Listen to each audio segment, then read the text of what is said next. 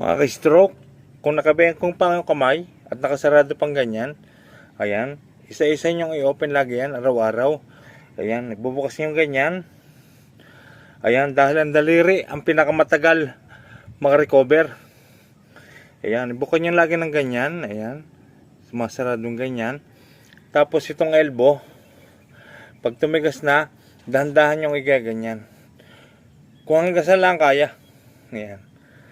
Ayan. Kung pagka naitutuwid na, hanggang sa may tuwid siya, sa araw-araw natin gagawin. Ayan, ganyan. Again, ang daliri, nakasarado. One by one nating ibubukas. Ayan.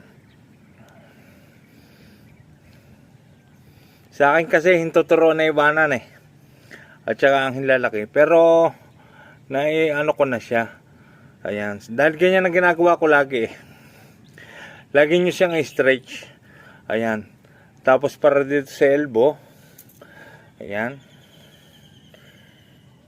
Ayan. Basta kung hanggang saan lang kaya. Gawin nyo yan araw-araw. Dahil ginawa ko yan lagi eh. At yan din eh, isa rin sa nakatulong para maibukas ko at sara ang aking mga daliri.